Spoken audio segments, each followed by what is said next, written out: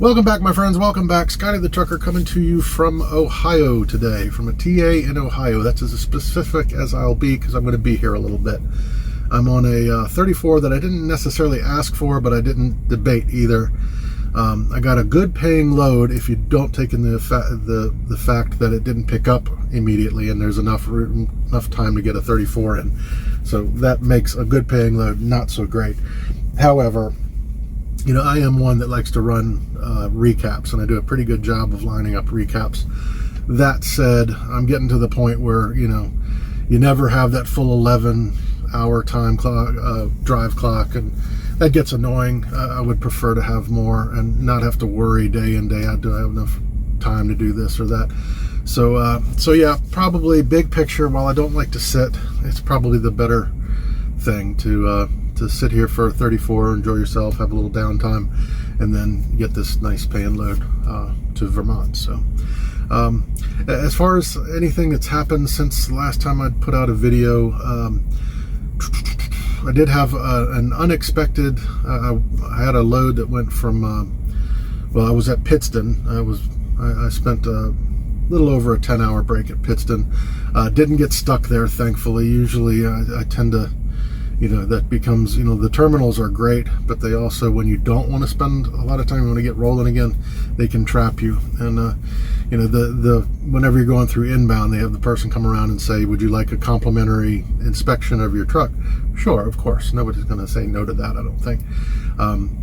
But you hope they don't come back with anything. This time they came back with something minor. They said, you know, you're perfectly fine DOT, but this may, you know, you might want to address this soon, or do you want us to make an appointment for tomorrow afternoon? Nope. You know, I'm just coming off all this medical time off, and so I need to keep rolling. So I said, no, I'll live with it for now, and we'll address it later. So I didn't end up getting stuck at Pittston. Pittston was usual Pittston. The terminal's great. The parking's terrible. It came in at night, and the trailer parking, it's laughable to think you're going to get a trailer into a parking spot. Their parking spots are long taken up, and there's, you know, 4 and 5 deep in the aisle. You know, you just park your trailer where you can. And bobtail, I mean, they take cones and create bobtail parking all over the place. So it's tough to maneuver. Yeah, that part of it, Pittston, it's unfortunate. Pittston's parking situation is not adequate for that region. I don't know if there's room to expand around there. It doesn't look like it, so probably stuck with that. But anyway, all in all, not a bad little breakover, whatever you want to call it, at Pittston.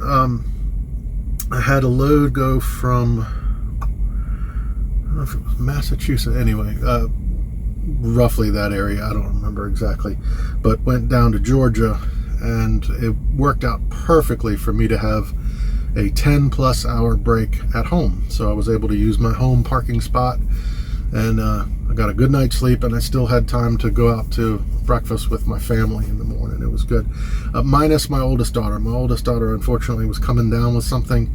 Since then, we realized it was serious. It ended up getting to be a ear infection, sinus infection. She had a horrible sinus headache. I think it was a respiratory thing. Anyway, my wife smartly took her quickly to urgent care, and she's on the mend. But yeah, she wasn't able to go out with us. But it was my youngest daughter, my wife, and my parents. We all went out and had a nice breakfast. So those are always nice. They may not seem like much, but you know, seeing your family for 5 hours makes a big difference. You know, like I said, I'm out, generally speaking, about 2 months, and if you're able to have a little brief 5-hour, you know, time with your family, it seems to cut that time down in your mind, you know. So it makes that time go a little quicker. So anyway, that's pretty much, you know, anything of interest that's been going on. Everything's been going pretty smoothly. The topic, something's been bugging me a little bit. I'm not upset or anything like that, but the topic today, and I don't really have a plan, as you can tell already. I don't really have a path that I'm going to attack this with, but just the online trucking, the whole trucking universe online, the negativity. I don't get it, honestly. Just in very general terms, I don't understand.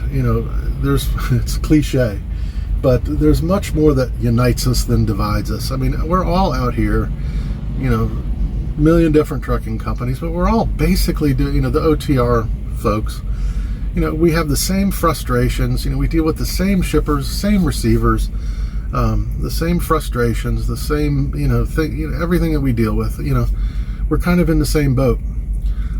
But to have the level of just nastiness, online, directed at companies, directed at the people that choose certain companies and this and that, and it just seems like utter nonsense to me. We're all kind of doing the same job. Why do people care what Joe Schmo is making over in another company? Why is that an issue? Why are we going to call other people liars and you're not as happy as you look and this and that? It's ridiculous. I've been thinking about this. What other profession do we eat our own like that? Is there like a lawyer corner of TikTok where they're like, I work for shithead and asshole and they pay better than, whatever, and do they laugh and mock people that aren't at the absolute pinnacle of, of what you make as a lawyer? Plumbers, is there a plumber TikTok that, that mock each other for how much they make on a certain type of a call or things like that? It's just ridiculous. We're all doing the same thing. If I'm happy at Prime, let me be happy at Prime. What concern is it of yours? And I'm not so much talking about the comment trolls are minor. I've been blessed. I've mentioned it many times before. I think it's kind of for two reasons, but I haven't had. I mean, the trolls I've had were minor. They're not what I would even truly call full-blown trolls. I've had a few comments over my time on YouTube that were certainly directed to, get my goat a little bit. One of which, I don't remember the comment, but the worst that I got, I remember there was a clear comment trying to get me upset, and I responded something to the effect of, "Nice try, have a great day," and the person actually responded back, "Great answer, now subscribed." So it's, at least at the time, I got a subscriber out of it. I think I've avoided it because I think I've put out the vibe, you're wasting your time with me. I'm not here to prove anything to anyone. If you enjoy my content, then I'm happy to have you. If you don't enjoy my content, I'm still happy to have you. It helps my algorithm. Welcome. And nothing you can put in the comments is going to raise an eyebrow with me. I might have a little fun with you back, that's possible, but anyway, you're wasting your time. So I think I've kind of put that vibe out there so they don't bother that way. But the other thing is the topics that typically gain you a bunch of internet trolls are topics that I've said just don't interest me. Yes, I'm out here for the money. It's a career. I need the money. But talking about it on the internet, and certainly I don't feel I'm in a position that I need to prove anything to anyone. Like I said, if you enjoy my content, great. If you believe me, great. If you don't, great. I don't care. I can tell you what would be my incentive to lie. I've heard in the past, people think that Prime pays YouTubers to say nice things about them. If they are, I'm not seeing any of that money. No, the truth is, every time I've heard anybody from Prime make a public statement about YouTubers, I get the clear indication that they all wish that the YouTuber thing didn't exist. I think as a group, we're more of a liability than a benefit. So I think if they could wave the magic wand, they would do away with, the trucker Prime YouTube thing. So they're not paying us. They're if anything, watching us, looking for us to slip up so that they can shut down, shut down some of them, especially the more problematic ones. So they've put out some rules, or some guidelines that we're to stay away from, and I think they're reasonable. Don't do anything while you're driving. Certainly don't have a camera on you. Don't do commentary.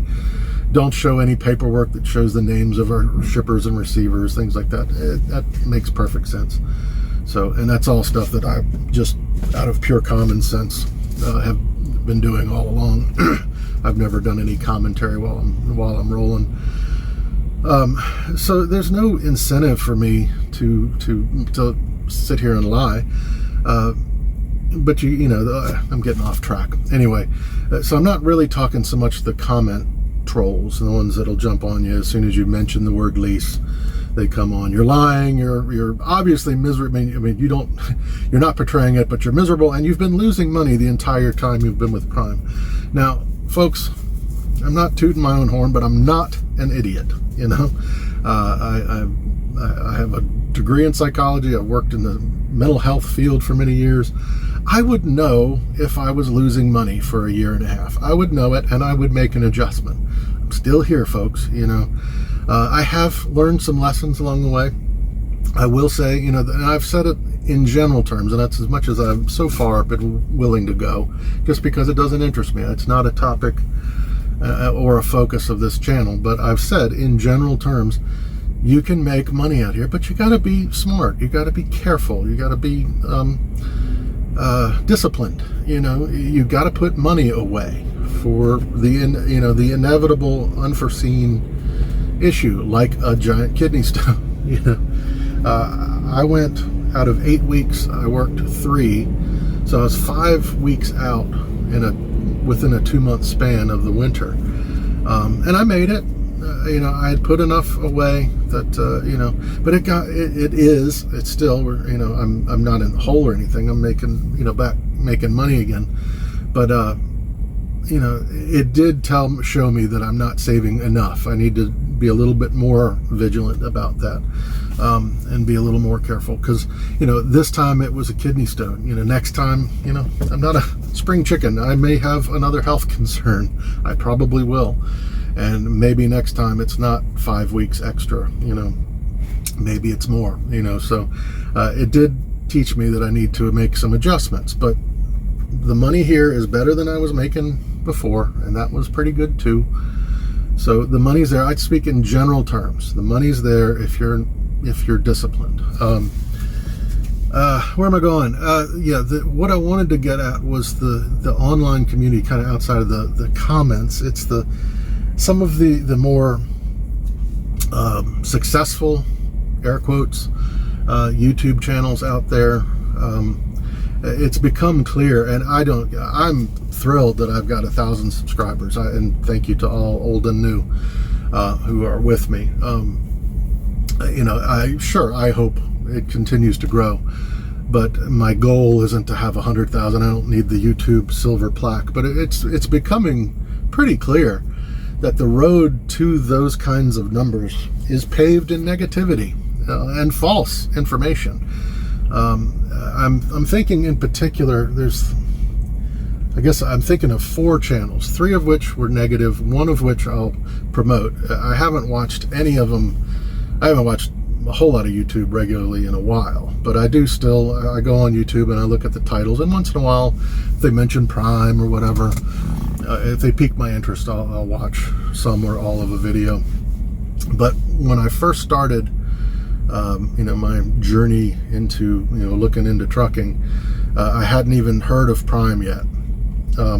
But it was interesting how I wound up at Prime. I was watching all kinds of channels, some of which were focused on different companies, some of which, and the ones I'm kind of talking about now, are kind of your general trucking folks. But whatever, I was watching tons and tons of YouTube videos, and it was like a trail of breadcrumbs. If you followed the positivity, or at least the path that I took, very naturally, organically, led me to Prime, because most of the Prime people on YouTube weren't bitching all the time. They were moderately happy. Certainly, of course, there was a few people disgruntled, that didn't make it at Prime or whatever. But for the majority of the ones that were successful YouTube channels that I was watching, they were happy. They weren't bitching all the time. They were pleased with the system at Prime. They were making money, things like that. So it was an organic process. I didn't even know what Prime was, but through watching loads and loads of trucker videos from across the internet, it dwindled down and it wound up at Prime. That's how I made my decision to come to Prime. And for the record, I'm not sorry I did. I'm one of those positive Prime trucking videos or channels. But back early on, there was 4 channels that I was watching fairly regularly. Big channels, many thousand subscribers. And of those 4, they weren't all what I would call negative at the time. One was then and is now still, from what I see, very positive. Pinay Trucker Girl. I really enjoyed her channel. Her and her husband and his children from a previous marriage, I think, they're all in team trucking, and they all keep in contact, but they're both, a lot of times they're following each other. At the time, I think they were with RL. I think they switched either to another company or started their own company. I'm not sure, but anyway, positive. I would recommend it. I haven't watched it in a long time, but that was just a pure trucking vlog. And she would bring you into the home, and she'd run lives while they were having big family dinners and things. It was an interesting, fun channel to watch, so I recommend that one. The other 3, one of which back then impressed me because, and I'm not going to name the negative channel names. I'm not looking to get into any kind of a battle with anybody like this on the internet. You win. I wouldn't stand a chance. I have 1,000 subscribers that I'm happy to have. So I'm not looking to battle anybody. So, and I'm not gonna, I wouldn't want to. I'm not trying to out anybody, but just in very general terms, one of which impressed me back then because they kind of came to the defense of Swift. I remember it was, they had, I think this person was on the Facebook trucking, whatever. I'm not, but I've heard that's just a nastiness, ground zero. And he had said that, he gets tired of hearing the Swift jokes and the Swift bashing and this and that. He said it's the low-hanging fruit of that sort of thing. And I liked that he did that. He has since turned on Prime, and the stuff he's been putting out there. Maybe he's had those experiences, but I know one of which he's talked about. He said he's constantly seeing Prime trucks that just pull over on the shoulder for their 30-minute break, and he said they always pull out in front of me. Right as I'm coming up, they just flip their turn signal on and come on out. And I mean, I'm riding the same roads he is, and I haven't seen that. I haven't seen an abundance of Prime drivers on the side of the road. I don't do that. I mean, I will once in a while do an on-ramp or off-ramp, but I don't see an abundance of Prime drivers just pulling over on the side of an interstate for a 30. Never had one pull out in front of me. I'm not saying it didn't happen. I'm just saying sounds like it might be an exaggeration, But anyway, he's turned negative on Prime, and not all his videos are directed at Prime, but a lot of them have been. And I'm not here to defend Prime either. This is not what I'm about, but just the general negativity. Why do people care? Why bash a company? Why bash people who select a company if they're happy? What is it? Why does that even register as a blip on your radar? Why do you care? And like I said, I wonder what other profession does that? If you're not making the absolute apex of your field, then you're an absolute idiot, moron, stupid jerk. It just doesn't make sense, why that's a thing, and why there's this group of people out there that are just ready to pounce. There's no way you're telling the truth, Even though I'm still here leasing a year and 8 months later, I'm somehow not aware that I'm losing my shirt day in and day out, Just doesn't make sense. Now, the other two, there's two others. One's very sensationalistic and has put out just absolute falsehoods. Will jump on any kind of internet rumor and post it as though it's gospel. Many of which have been proven over time, to not end up being true. The one that keeps it just, to me, is laughable, that I know this channel says a few times, but it's this 99% of all prime lease drivers fail. 99%. I mean, right there, knowing nothing else. Does that even sound plausible to you? But it's spouted across the internet as fact. Now, it's laughable on its surface. I don't even have to go further, but let's look at that a little bit. I'm not exactly sure the exact percentage, but the prime fleet, which is I think like 9,500, I think it was around 10,000 when I came. I'm just going by the fact I think they downsized by 500 a little while ago. I don't know where it's at now. Many thousand. But somewhere hovering around the 90% of that fleet is lease operators. Now, Prime is a multi-billion dollar company. Would it be a successful company if its business model for 90% of its fleet to have 99% turnover? That doesn't sound like a good business model. I don't think a trucking company with that kind of record would last very long. So on its face, that is complete horseshit. It's laughably stupid. But yeah, I see that little statistic bandied around like it's fact. It's ridiculous. Now, the other one, last one, and I'm just giving anecdotal stuff. The internet is covered with, it's just these larger channels. And again, I don't want this to come off as me bitter. I'm truly happy if my channel doesn't grow that much more. I'm happy as a small prime.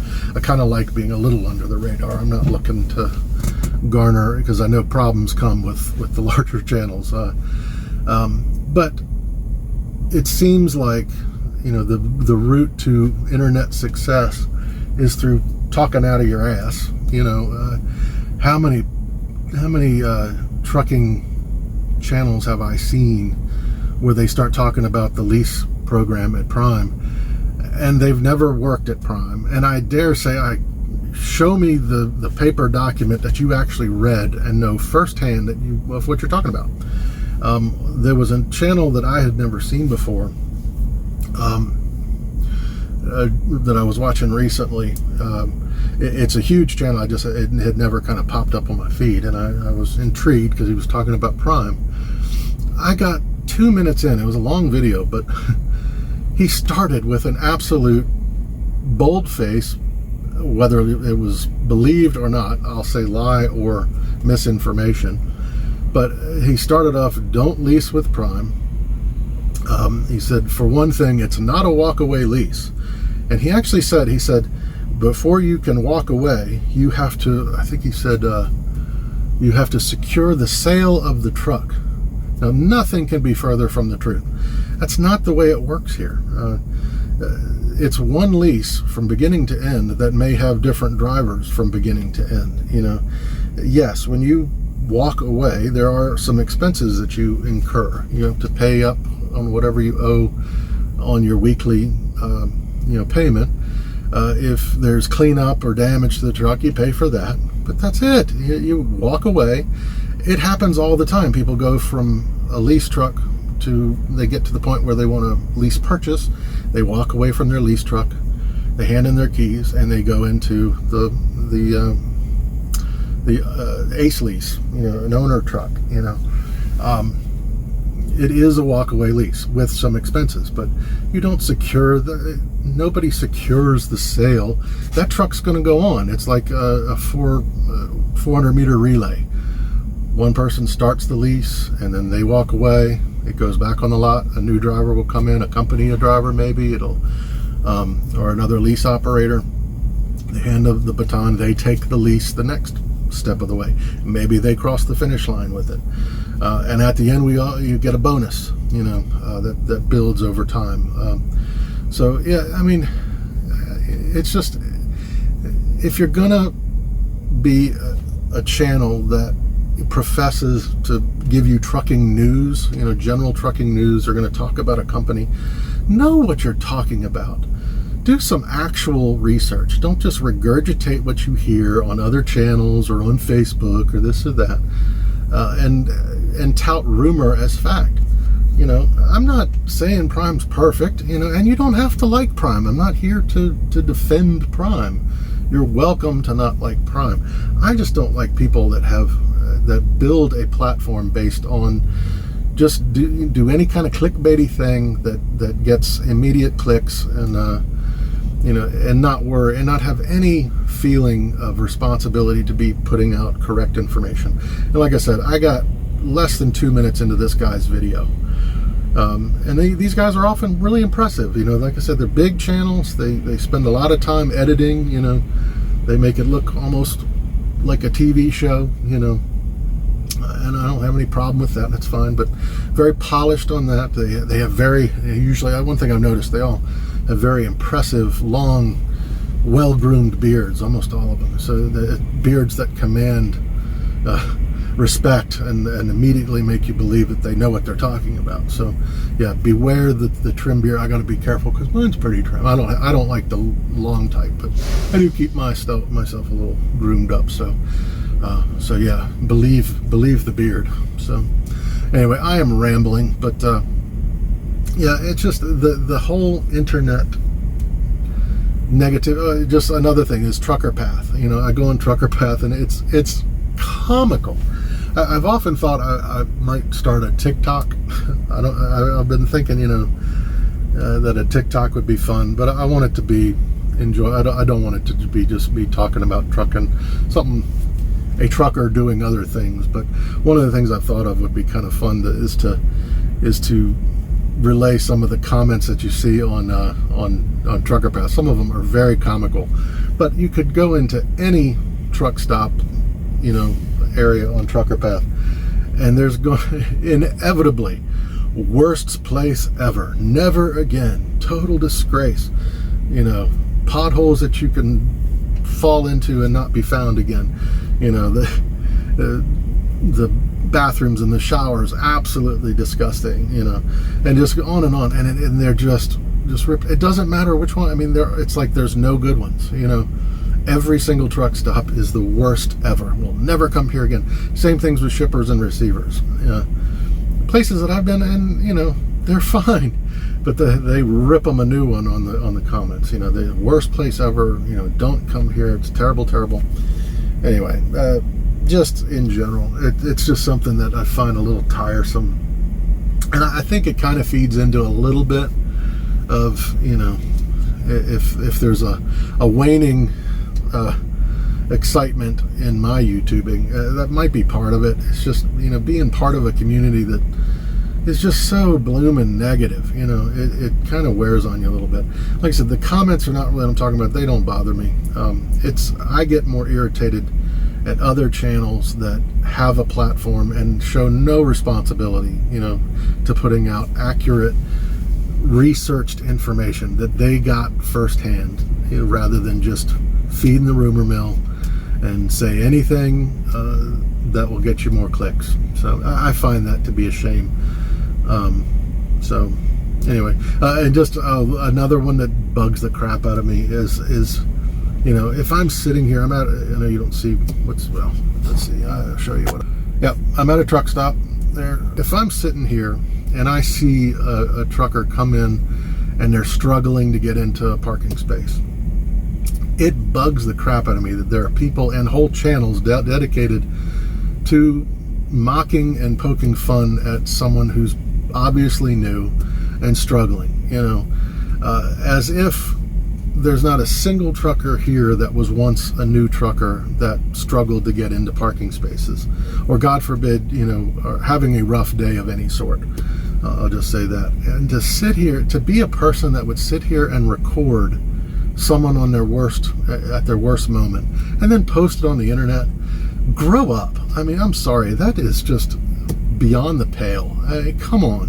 Every single trucker here was once new and once learning to back, struggling to back, this and that, some more than others, but I can guarantee you nobody came out of the womb a trucker. Nobody knew these skills at birth. You know, everybody, there's a learning process for everybody.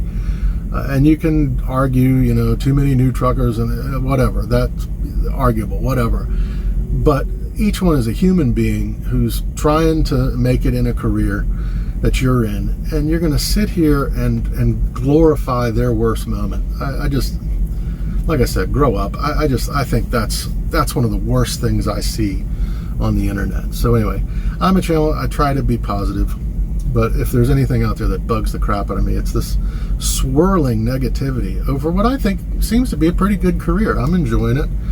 And like I said, there's more that unites us than divides us.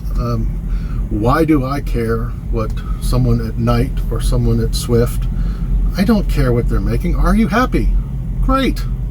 Good choice for you. The people that want to prove to you that you're an idiot because you're still in, you know, sometimes they're convincing people that have been leasing for 5-6 years.